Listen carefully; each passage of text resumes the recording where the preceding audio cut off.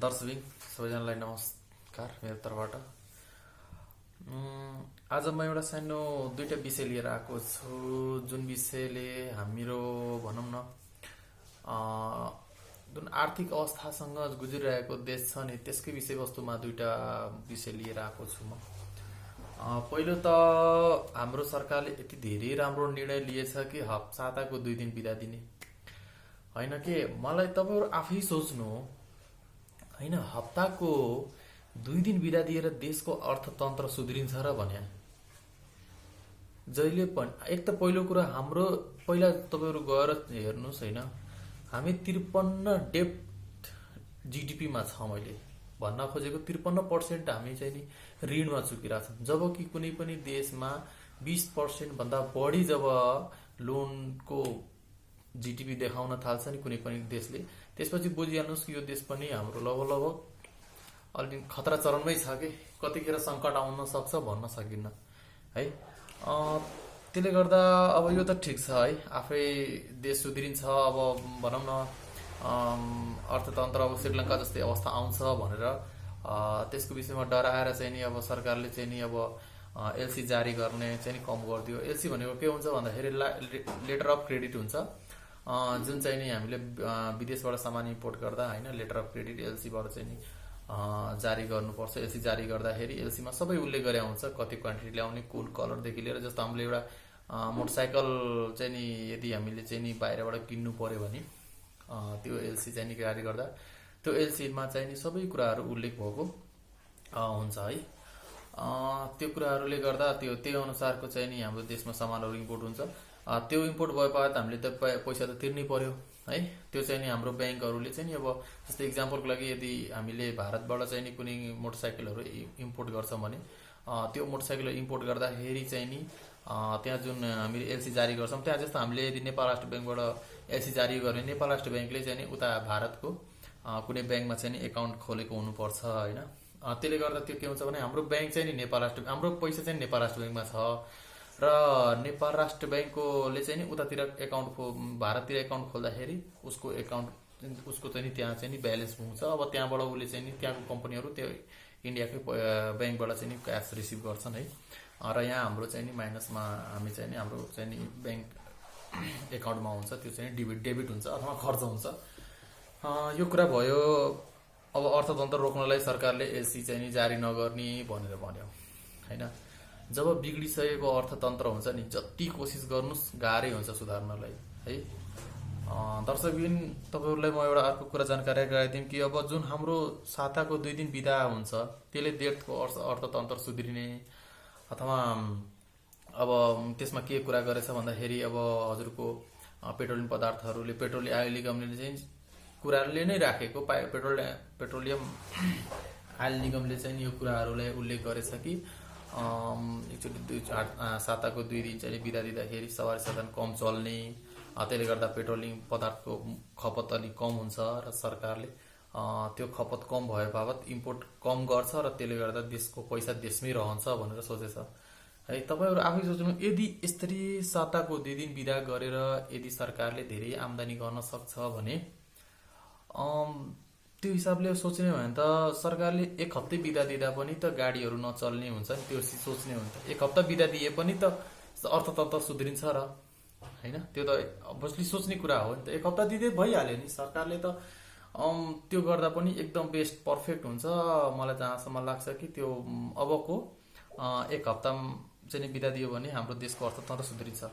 तर हेर्नु, कहिले पनि अर्थतन्त्र जब हाम्रो सरकारले नै त्यति लोन लिइसकेछ, बाहिर हाम्रो सरकारको लोन हेर्ने भने भारत, चाइना, अमेरिका है, कोरियाबाट यति लोन लिइसकेछ कि अब यसले अर्थतन्त्र सुधार्नमा पनि एकदम गाह्रो हुन्छ कि सरकारलाई 2 दिन बिदा गरेर। किनभने यो बिदा त पहिला पनि 8 वर्ष चाहिँ नि झेलिसक्यो नि त, यसको अनुभव त छ त, नेपाली जनताहरूले लिइसकेका छन् त। त्यति थाहा हुँदा पनि 1 हप्ता साताको 2 दिन 3 दिन बिदा गरेर चाहिँ सबै साध्य हुन्छ र है।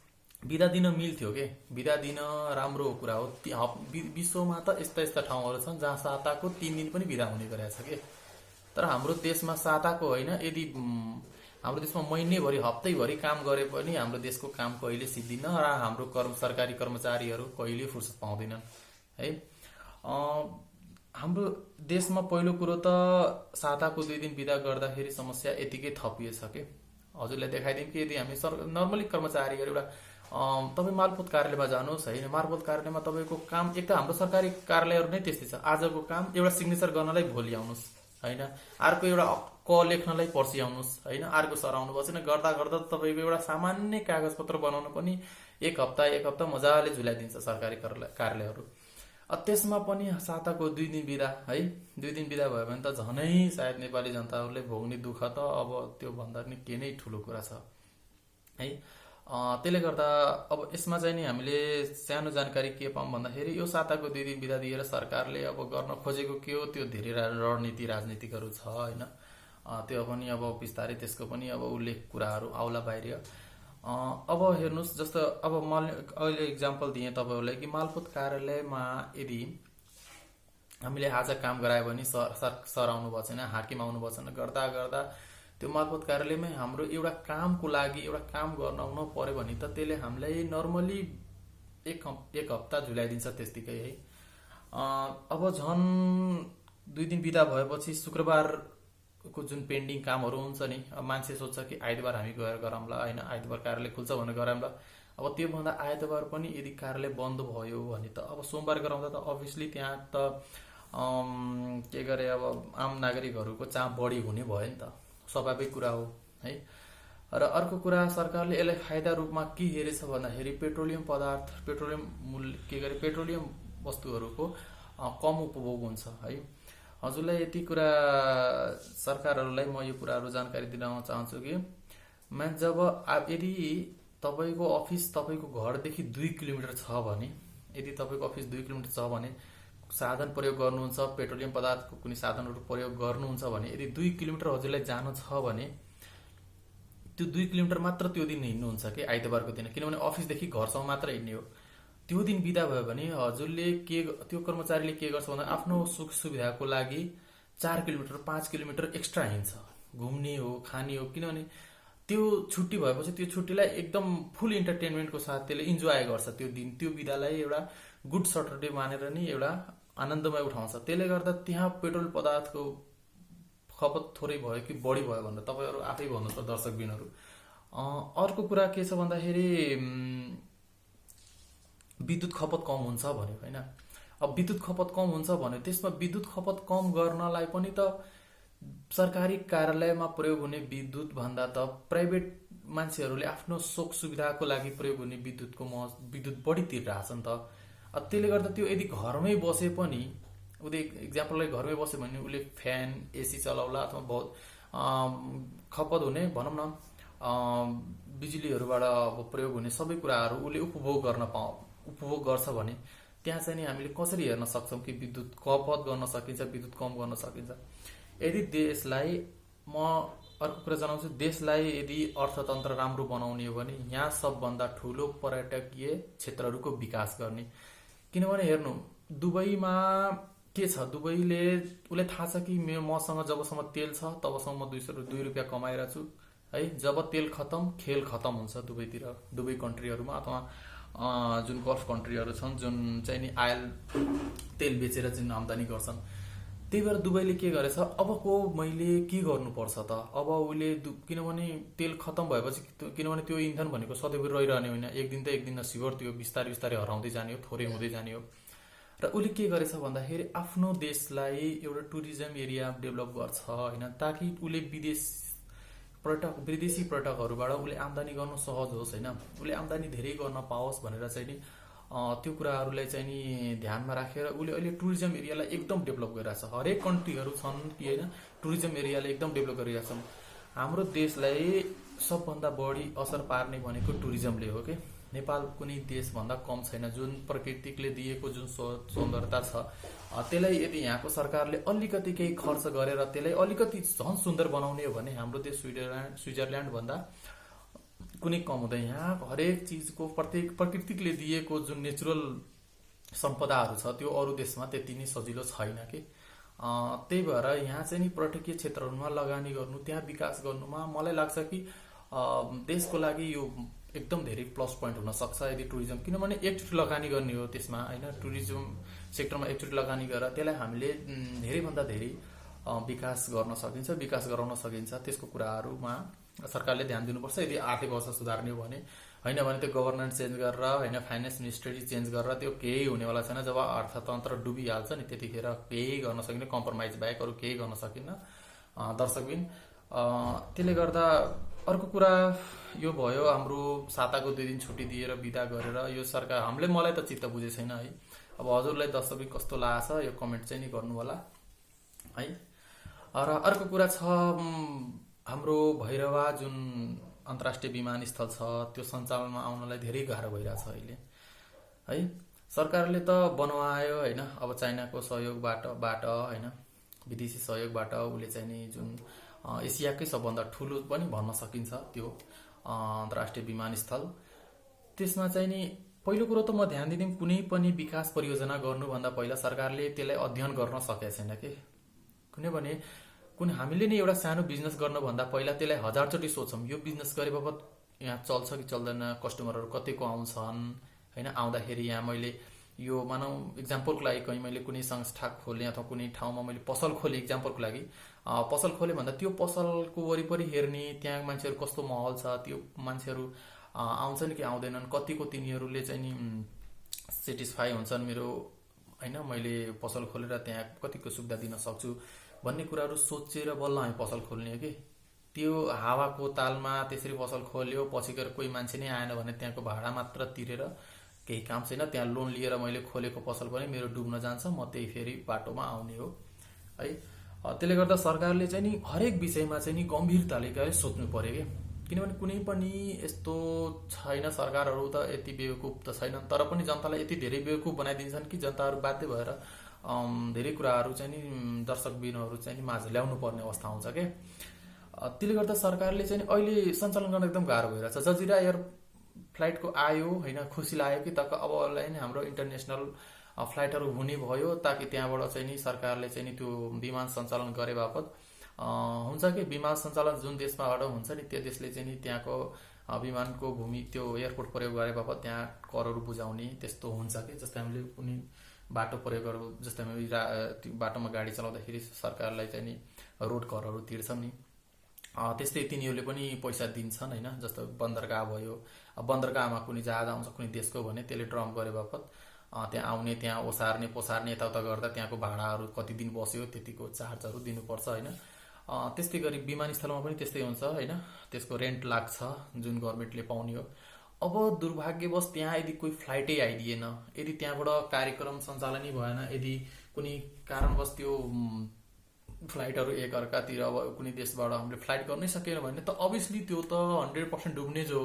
मैले अघि उदाहरण दिएँ कि मैले लोन लिएर पसल गरेँ, कोही कस्टमर आएन भने त त्यसको मैले भाडा त्यतिकै लोन लिएको त मैले ब्याज त्यतिकै चुकाउनु पर्यो। त्यसपछि त्यो मानव घरमा बसेछु भने त घरको भाडा पनि तिर्नु पर्यो भनेपछि त्योभन्दा गाह्रो अब त्यो डुब्नुभन्दा त अरू केही विकल्पै छैन नि त। त्यसले गर्दा सरकारलाई पनि हामीले के आग्रह, सरकारले पनि यो कुराहरूलाई धेरै सोच्नुपर्छ, ताकि हामीले विमान मात्र बनाएर ठुलो कुरा भएन कि। हामी विमान बनायो धेरै ठुलो कुरा भयो, तर त्यो विमान बनाएर नि हामीले त्यो विमानलाई राम्रोसँग सञ्चालन, हाम्रो वैदेशिक नीतिहरू नियमहरूलाई बुझेर सञ्चालन गर्न सकिएन भने पनि त हामीलाई त धेरै गाह्रो हुन्छ। नेपाली जनता, नेपाल सरकार भन्दा त नेपाली जनताहरूले भोग्ने कुरा हो होइन। जुन कि 10 रुपियाँको सामानलाई हामीले 20 रुपियाँ 25 रुपियाँ तिर्ने अवस्था पर्यो भने त त्योभन्दा ठुलो भोगाई त हाम्रो जीवनमा त कहिले भोगेका हुँदैनौँ हामीले। त्यसले गर्दा दर्शकबिनहरू यो कुरा पनि सरकारले एकदम ध्यानपूर्वक हेर्नु पर्यो, बुझ्नु पर्यो होइन। कुनै विदेशी सहयोग पाउँदैमा झ्याप्पै हात हालेर लिन हुँदैन कि। आफ्नो देशको अर्थतन्त्र कस्तो छ, आफूले तिर्न सकिन्छ कि सकिन्न, त्यसको ब्याज के हो कसो, सबै कुराहरूलाई विशेष अध्ययन गरेर चाहिँ नि हामीले कुनै पनि कदमहरू लिनुपर्छ होइन। विदेशी सहयोग आउँछ नआउने कुरा होइन है, विदेशी सहयोग आउँदा झन् राम्रो हुन्छ हामीलाई कि, ताकि हाम्रो देश चाहिँ नि अब केही आर्थिक अवस्थाले चाहिँ नि केही राम्रो हुन्छ भनेर चाहिँ नि हामीले सोचिसकेका हुन्छौँ। तर अब सरकारले चाहिँ त्यो लोन लिनु भनेको त कमसेकम त्यो लोनलाई त उपयोगित ठाउँमा लगाउनु पर्यो, जहाँबाट रिटर्न आउँछ, जहाँबाट प्रफिट आउँछ त्यहाँ लगानी गर्ने हो नि त। अब सरकारले जेमा पाए त्यहीमा लगानी गर्ने। एक त हुन त नि हाम्रो देशका नेताहरू भनेको धेरै एडभान्स छन् के, अब युवाहरू नै आउनु पर्ला जस्तो छ अगाडि होइन। किनभने यो नेता देशहरूको अर्थतन्त्रलाई आफूले के सम्झिन्छन् होइन। अब हामी छिमेकीलाई हेरौँ के वरिपरि भारतलाई हेरौँ, चाइनालाई हेरौँ, कति डेभलप गर्छन् आफूलाई। चाइनामा पनि अहिले एकदम उसले त केही बेच्न सक्दैन, उसले चाइनाले धेरै तेल त विदेशलाई त बेच्न सक्दैन, उसले आफूलाई राख्छ, अलिअलि थोरै पर्यो भने यता नर्मली देशहरू एक दुईवटा देशहरूलाई मात्र सप्लाई गर्न सक्छ। तर गल्फ कन्ट्रीले त धेरैलाई सप्लाई गर्छ, इराक युरोप कन्ट्रीहरूका त तेलहरू धेरै देशमा जान्छ। अब चाइनाले पनि त सोचिरहेको, उनीहरू पनि त टुरिस्ट एरियालाई धेरै डेभलप गरिरहेछन्। उनी चाइनासँग पैसा कसरी यति धेरै आयो त? उसले टेक्नोलोजी ल्यायो, आफ्नो मेहनत गर्यो, पढ्यो। म चाहन्छु कि हाम्रो देशमा पनि विदेशी कम्पनीहरू आओस् र सरकारले पनि यो कुराहरूलाई एकदम ध्यान लिनुपर्छ कि जब हाम्रो देशमा विदेशी कम्पनीहरू आउँछन् सरकारलाई पनि केही समयलाई छुट दिने के, ल तिमीहरू आऊ हाम्रो देशमा यो गर, उद्योग धन्दा खोल, धेरै चाहिँ नि हामीले चाहिँ त तिमीहरूलाई यसो सुविधा दिन सक्छौँ भनेर चाहिँ विदेशी कम्पनीहरू जब हाम्रो देशमा आउँछन् त्यसपछि केही समयलाई त यहाँको मान्छेहरूलाई पनि त्यसमै पढे लेखाएका मान्छेहरू विदेश जानु पर्दैन। यही कम्पनीहरू जब आउँछन् यसमै काम गर्छन्, बिस्तारै अनुभव हुन्छ। अनुभव भएपछि त भोलि बिहान त हाम्रो देशको त फेरि नियम त्यही हो, अलिअलि अरूको काम गरेर सिक्छन्, त्यसपछि नलेज भएपछि त आफ्नै पसल गरिदिन्छन् होइन, आफ्नै एउटा बिजनेस सुरु गरिदिन्छन् होइन। त्यो कुराहरू त हाम्रो नेपाली जनताहरूमा त पहिलादेखि नै छ नि।